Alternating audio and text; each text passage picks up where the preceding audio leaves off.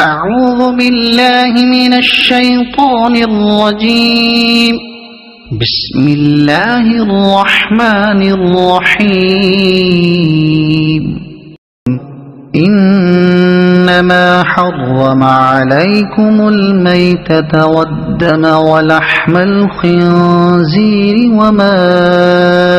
أهل به لغير الله،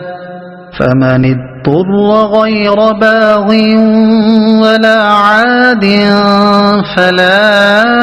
إثم عليه، إن الله غفور رحيم. إن الذين يكتمون ما أنزل الله من الكتاب ويشترون به ثمنا قليلا أولئك ما يأكلون في بطونهم إلا النار، ولا يكلمهم الله يوم القيامة ولا يزكيهم ولهم عذاب أليم. أولئك الذين اشتروا الضلالة بالهدى والعذاب بالمغفرة، فما أصبرهم على النار. ذلك بأن الله نزل الكتاب بالحق، وإن الذين اختلفوا في الكتاب لفي شقاق بعيد. ليس البر أن تولوا وجوهكم قبل المشرق والمغرب، ولكن البر من آمن بالله واليوم الآخر والملائكة والكتاب والنبيين، وآتى المال على حبه ذوي القربى واليتامى والمساكين وابن السبيل والسائلين وفي الرقاب، وأقام الصلاة وآتى الزكاة، والموفون بعهدهم إذا عاهدوا، والصابرين في البأساء والضراء وحين البأس، أولئك الذين صدقوا وأولئك هم المتقون. يا أيها الذين آمنوا كتب عليكم القصاص في القتلى، الحر بالحر والعبد بالعبد والأنثى بالأنثى، فمن عفي له من أخيه شيء فاتباع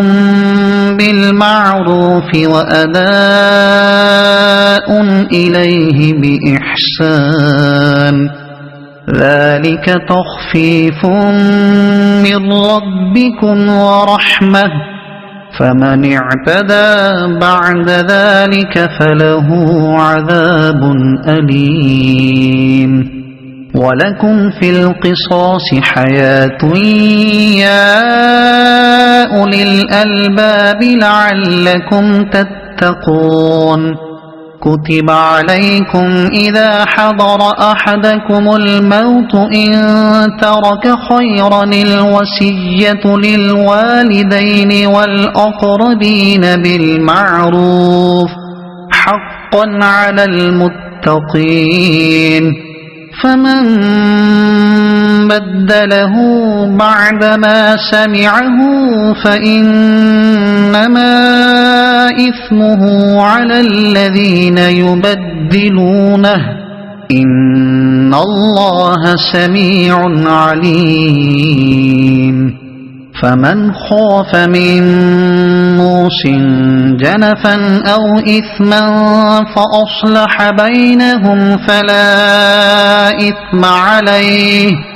إن الله غفور رحيم يا أيها الذين آمنوا كتب عليكم الصيام كما كتب على الذين من قبلكم لعلكم تتقون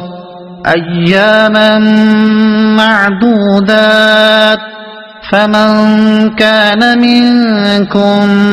مريضا أو على سفر فعدة من أيام أخر وعلى الذين يطيقونه فدية طعام مسكين فمن تطوع خيرا فهو خير له وأن تصوموا خير لكم إن كنتم تعلمون شهر رمضان الذي أنزل فيه القرآن هدى للناس وبينات من الهدى والفرقان فمن شهد منكم الشهر فليصمه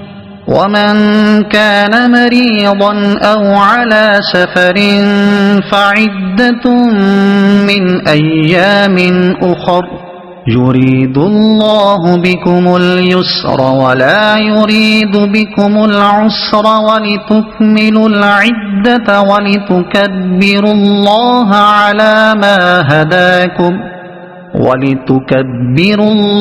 على ما هداكم ولعلكم تشكرون